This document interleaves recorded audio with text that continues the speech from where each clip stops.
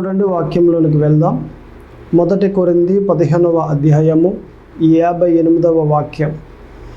మీ ప్రయాసము ప్రభువునందు వ్యర్థము కాదని ఎరిగి స్థిరులను కదలని వారును ప్రభువు కార్య అభివృద్ధి యందు ఎప్పటికిని ఆసక్తులనై ఉండుడి. ఈ వాక్యాన్ని బట్టి మనం ప్రార్థన చేసుకుందాం. దయచేసి ప్రతి ఒక్కరు కూడా ప్రార్థనలో ఏకీభించండి. ప్రార్థన. పరిశుద్ధుడా దేవా తండ్రి, ప్రభువా యేసుక్రీస్తు అయ్యా, ఇదిగో ప్రభువా, ప్రార్థన చేస్తూ ఉండగా మీ కృపాక్షేమములు మెండుగా కలగ చేయండి. చదవబడిన వాక్యములో నుండి మాతో మాట్లాడండి ప్రభు.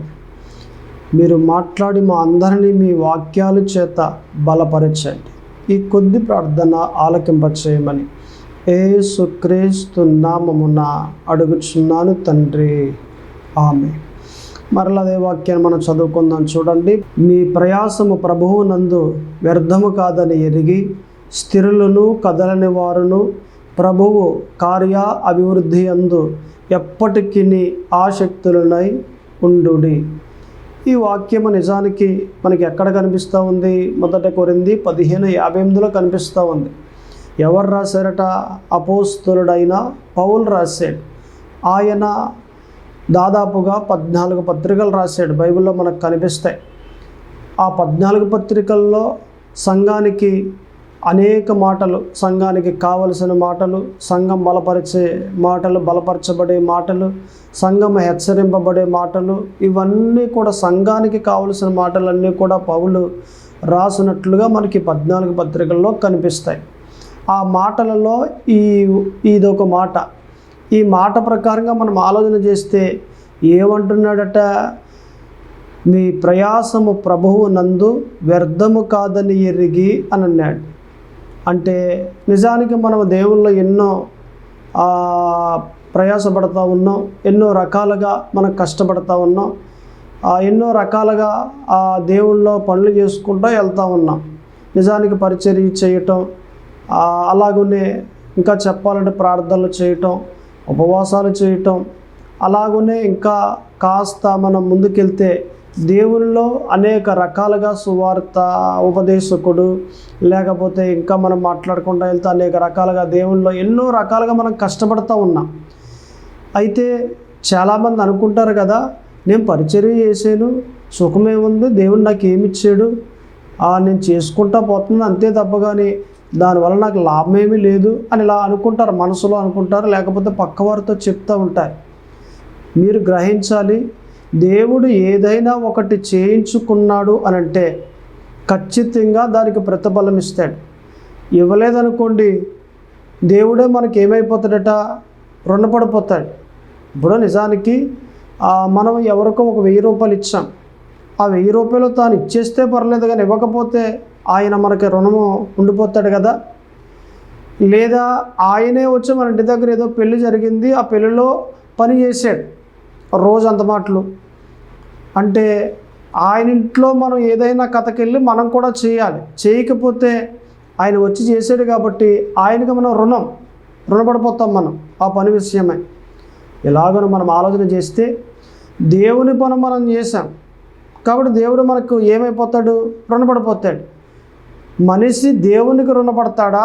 దేవునికి మనిషే రుణపడతాడా? మనిషే దేవునికి రుణపడతాడు.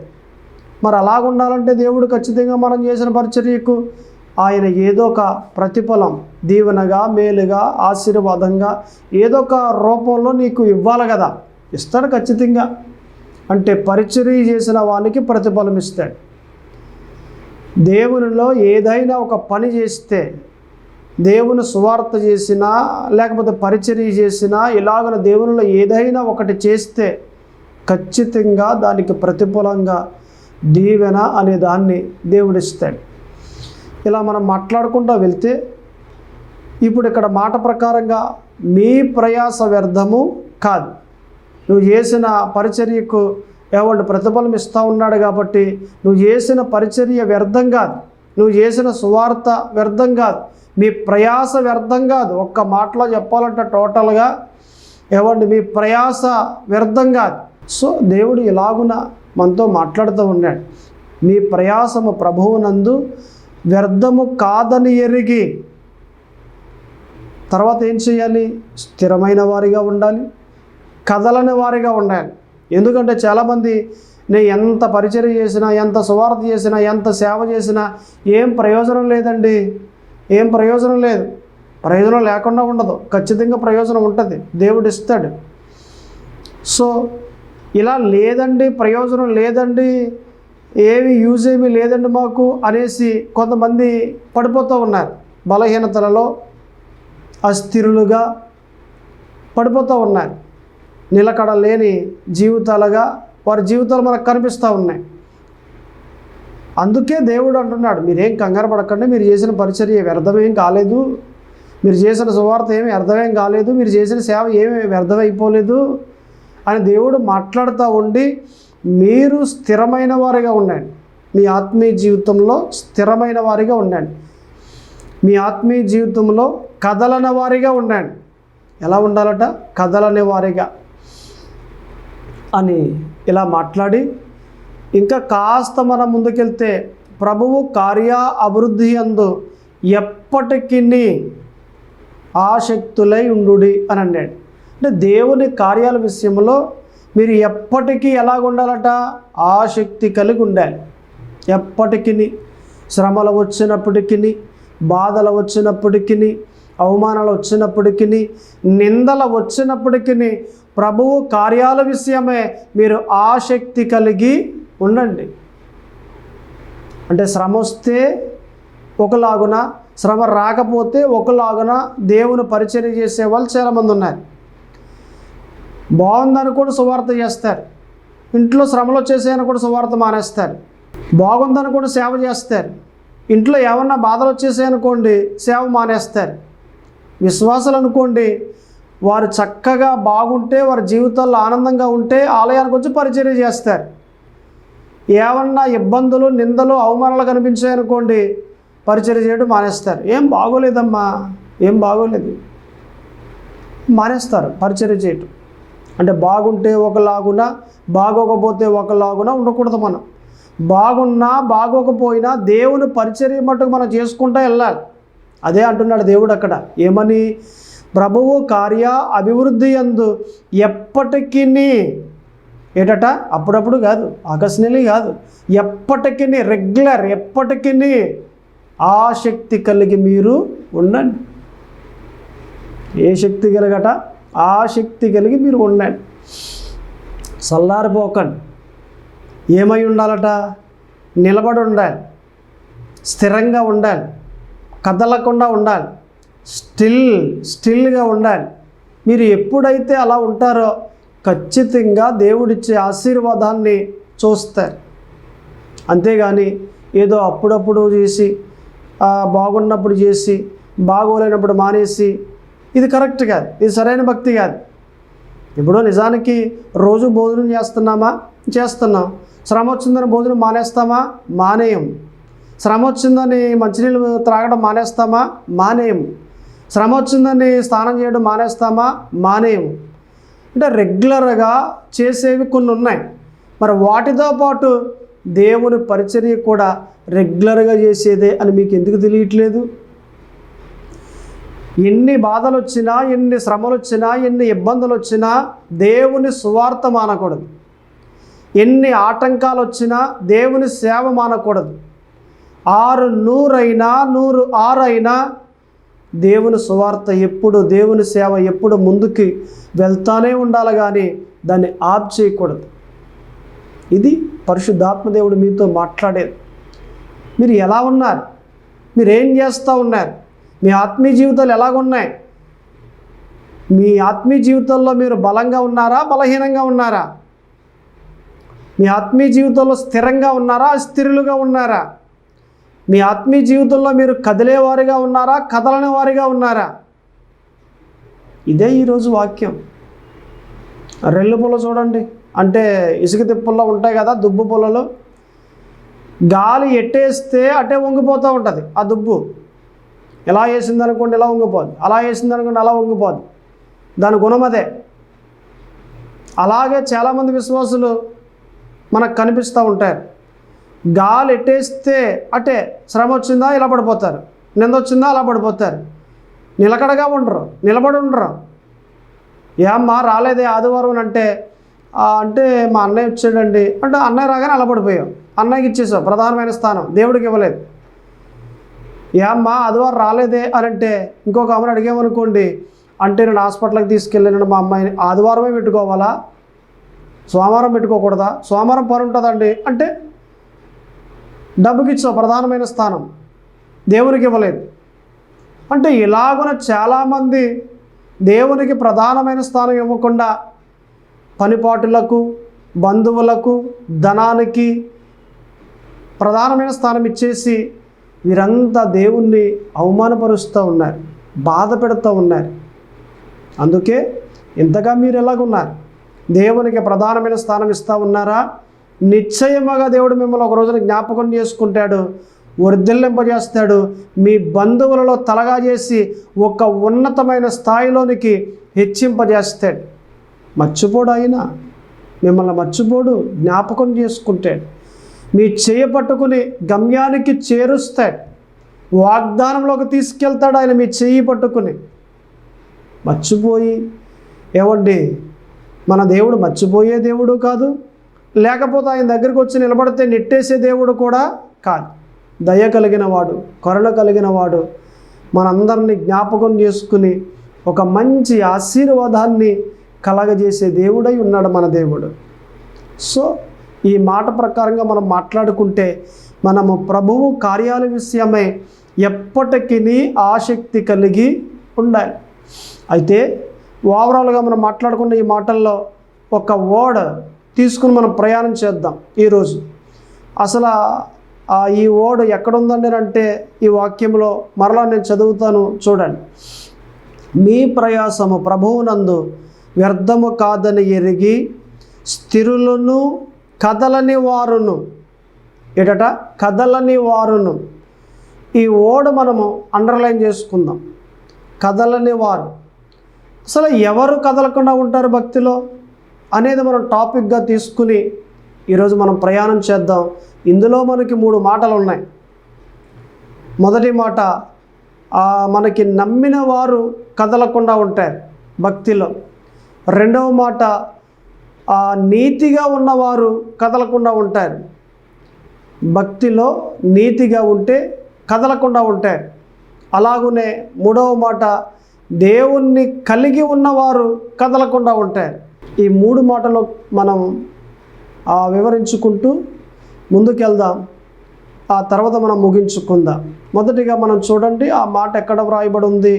నమ్మిన వారు కదలకుండా ఉంటారు అనే మాట కీర్తన గ్రంథములో 125వ అధ్యాయము 1వ వాక్యం. Book of slams 125 and word is 1. చూడండి, నేను చదువుతాను, జాగ్రత్తగా మీరు వినండి. యెహోవా యందు నమ్మిక ఉంచువారు కదలక. చూడండి ఈ వర్డ్, ఈ పదాన్ని మీరు అండర్లైన్ చేయండి. కదలక నిత్యము నిలుచు సియోను కొండవలే ఉందురు. అంటే ఎవరు కదలకుండా ఉంటారు భక్తిలో? ఎన్ని శ్రమలు వచ్చినా, ఎన్ని బాధలు వచ్చినా, ఎన్ని ఇబ్బందులు వచ్చినా పడిపోకుండా, కదిలిపోకుండా, నిలబడి స్థిరంగా కదలకుండా ఎవరుంటారు అని అంటే యెహోవా యందు నమ్మిక ఉంచువారట. అంటే దేవుని యందు నమ్మిక ఉంచితే వారు ఎన్నడూ కదిలింపబడరు, కదలకుండా స్టిల్గా అలాగే ఉంటారు, నిలబడి ఉంటారు, స్థిరంగా ఉంటారు. శ్రమలు వచ్చాయని కదిలిపోరు, బాధలు వచ్చాయని కదిలిపోరు, నిందలు వచ్చాయని కదిలిపోరు, అవమానం గుండా ప్రయాణం చేస్తున్నాం కదా అని కదిలిపోరు. నా దేవుడు గొప్ప దేవుడు, నా దేవుడు వస్తాడు, నన్ను జ్ఞాపకం చేసుకుంటాడు, నన్ను దీవిస్తాడు, ఆయన నాకు సహాయకుడు, సహాయం చేస్తాడు, ఆయన నన్ను వదిలేడు అనే నమ్మిక కలిగి కదలకుండా ఉండి వారు గమ్యానికి చేర్చబడి, వారు వాగ్దానంలోనికి తీసుకెళ్ళబడి ఒక మంచి స్థానాన్ని పొందుకుంటారు. ఎవరు కదలకుండా భక్తిలో ఉంటారు అని అంటే దేవుణ్ణి నమ్మిన వారు కదలకుండా ఉంటారు భక్తిలో. ఇది మన మొదటి మాట. ఎవరు కదలకుండా ఉంటారు అనే టాపిక్లో మనం మాట్లాడుకుంటూ ఉంటే ఇది మన మొదటి మాట. అందుకే మనం నమ్మాలి. మొదట నమ్మటం అనేది భక్తిలో ప్రధానమైనది. నమ్మటం, విశ్వాసం ప్రధానమైనది. దేవుని వాక్యాలు ఎక్కువగా చదువుతూ ఉండాలి, దేవునితో ఎక్కువగా సహవాసం చేస్తూ ఉండాలి, ప్రార్థనలు చేస్తూ ఉండాలి, ఉపవాసాలు చేస్తూ ఉండాలి, దేవుని పరిచర్య చేస్తూ ఉండాలి.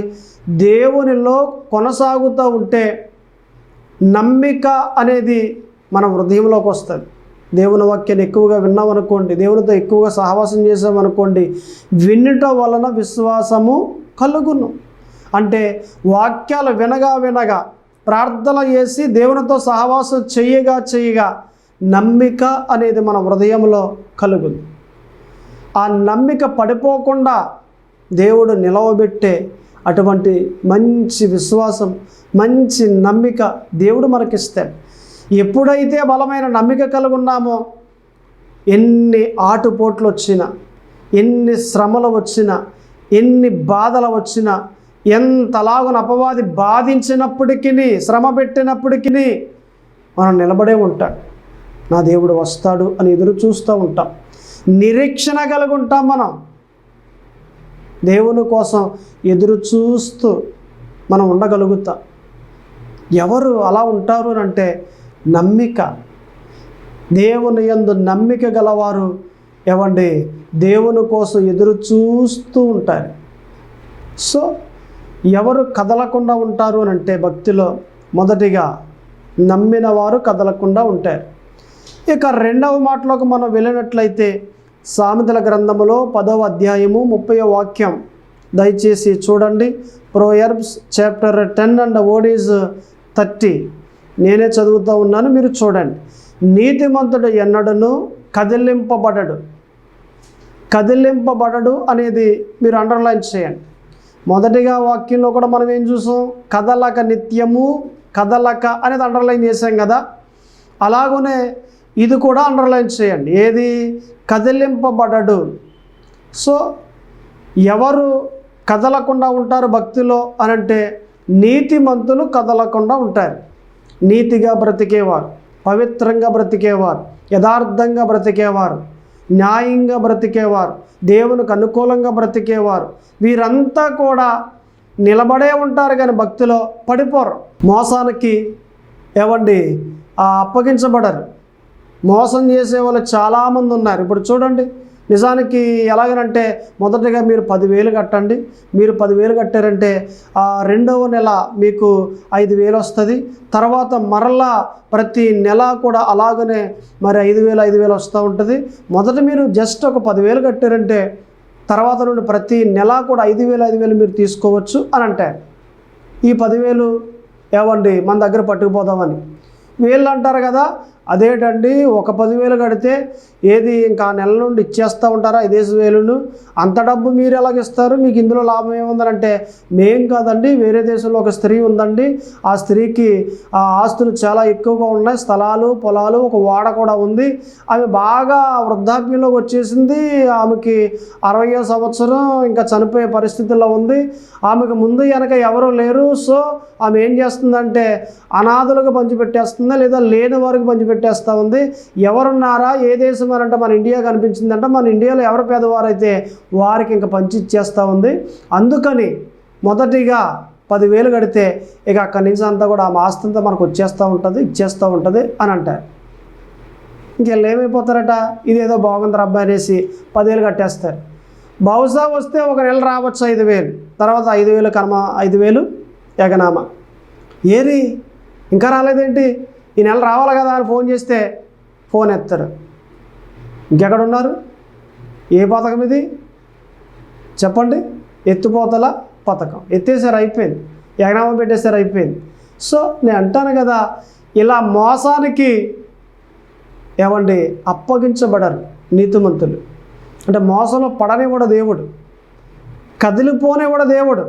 ఇటువంటివన్నీ కూడా మొదటిగా నేర్పించేసి, ఇవన్నీ ఇలా ఉంటాయి, జాగ్రత్త, నువ్వు కదలకుండా ఉండాలి. భక్తిలో ఉండగా, సేవలో ఉండగా నువ్వు కదలకుండా ఉండాలి, సువార్తలో ఉండగా నువ్వు కదిలిపోకూడదు అని మొదటగానే నేర్పించేసి, దెబ్బలు ఏమైనా కొట్టవలసిన ఏమన్నా ఉంటే దేవుడు మొదటగానే కొట్టేసి ఈ సేవలో నిలవబెడతాడు, సువార్తలో నిలవబెడతాడు.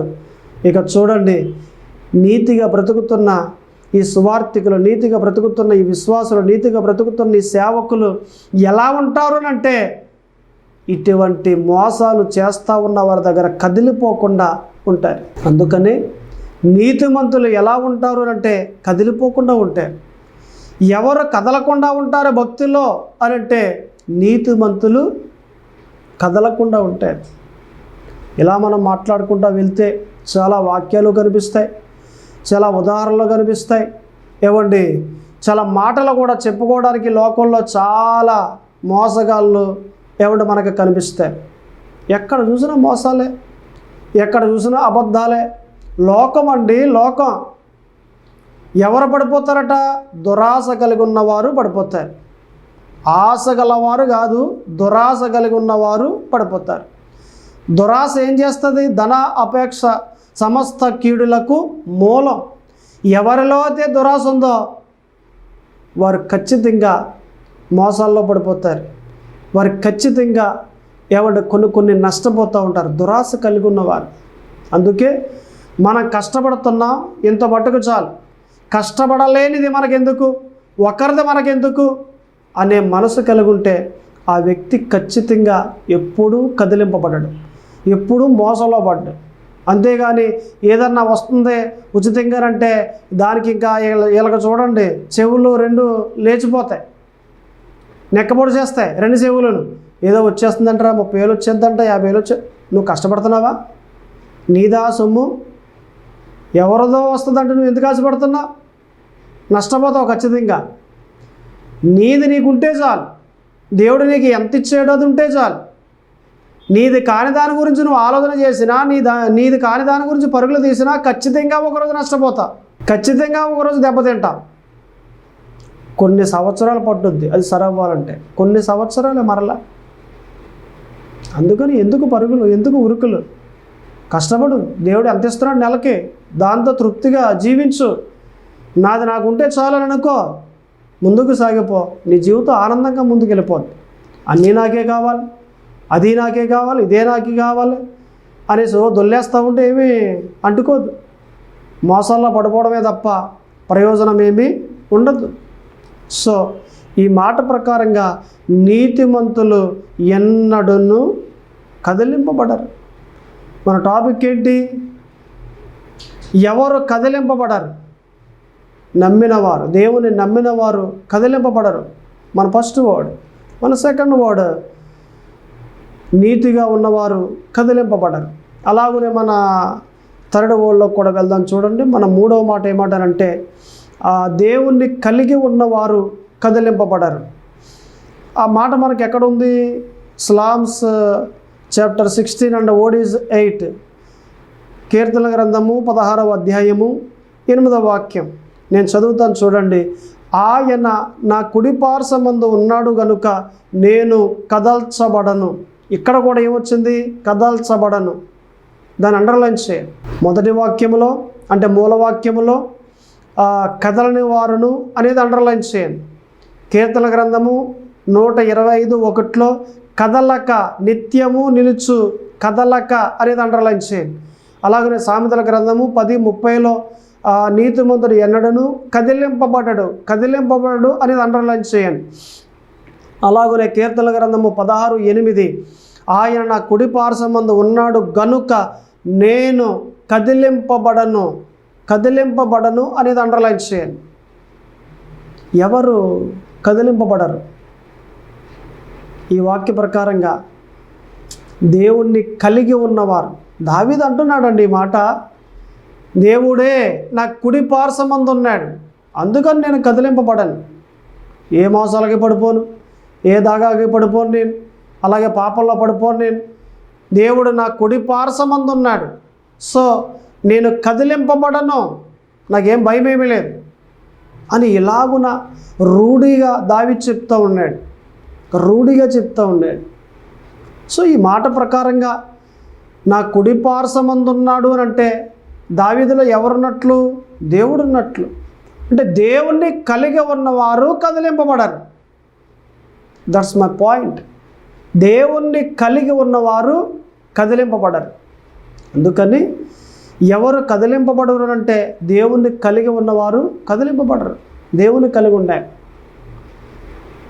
మన దేహమే దేవుని ఆలయం అంటే మన దేహం అనే ఆలయంలో దేవుడు ఉంటాడు. ఎవరి శరీరములో ఎవరిలో అయితే దేవుడు ఉన్నారో వారు ఎలా ఉంటారు అంటే స్థిరంగా ఉంటారు, కదలకుండా ఉంటారు. వారు నిత్యము నిలబడే ఉంటారు, కానీ పడిపోయేవారిగా వారు ఉండరు. ఎప్పుడు నిలబడి ఉండాలి, స్థిరంగా ఉండాలి. అప్పుడో మాట ఇప్పుడో మాట మాట్లాడితే ఈడెవడరా బాబు ఎలా మాట్లాడతాడు అస్థిరుడా అని అంటారు. అప్పుడు మాట్లాడిన మాటకు ఇప్పుడు మాట్లాడిన మాటకు సరిపోవాలి. గత 2 సంవత్సరాల క్రితం మాట్లాడిన మాటకు ఇప్పుడు మాట్లాడిన మాటకు సరిపోవాలి. అతడు స్థిరుడు. అంతేగాని అప్పుడో మాట ఇప్పుడో మాట మాట్లాడితే ఇతడు అస్థిరుడు అని అంటారు. స్థిరంగా రావట్లేదు మాటలు, స్థిరమైన మాటలు రావట్లేదు. అప్పుడేమో వెళ్ళకూడదంటావు, ఇప్పుడేమో వెళ్ళాలంటావు. అప్పుడేమో రాకూడదంటావు, ఇప్పుడేమో రావాలంటావు. స్థిరమైనడు కాదు, అస్థిరుడు. అంటే ఈ మాట ప్రకారంగా మనం మాట్లాడుతున్న మాటలు స్థిరంగా మాట్లాడాలి. మనం చేస్తున్న పనులు స్థిరమైన పనులు చేయాలి. ఎవరైతే ఇలాగో స్థిరమైన మాటలు మాట్లాడుతున్నారో, ఎవరైతే స్థిరమైన పనులు చేస్తూ ఉన్నారో వారు ఎలా ఉన్నారట? దేవుని ఆత్మ కలిగి ఉన్నారు. దేవుని ఆత్మ కలిగి ఉన్న వారి మాటలు స్థిరంగా ఉంటాయి. దేవుని ఆత్మ కలిగి ఉన్న వారి పనులు స్థిరంగా ఉంటాయి. ఒక వేలో వెళ్తూ ఉంటారు, ఒక మంచి దారిలో ప్రయాణం చేస్తూ ఉంటారు. మనసు కంట్రోల్లో ఉంటుంది, మాటలు కంట్రోల్లో ఉంటాయి, చేతలు అంటే పనులు కంట్రోల్లో ఉంటాయి. ఎంత మట్టుకు చేయాలో అంత మట్టుకు చేస్తారు, చేయకూడని పని చేయరు. ఎంత మట్టుకు మాట్లాడాలో అంత మట్టుకు మాట్లాడతారు, మాట్లాడకూడని మాటలు మాట్లాడరు. ఎంత మట్టుకు ఆలోచించాలో అంత మట్టుకు ఆలోచిస్తారు. ఏది ఆలోచన చేయకూడదో ఆ ఆలోచన ఆలోచించరు. ఎంత మట్టుకు చూడాలో అంత మట్టుకే చూస్తారు. ఏదైతే చూడకూడదో అది చూడకుండా ఉండగలుగుతారు.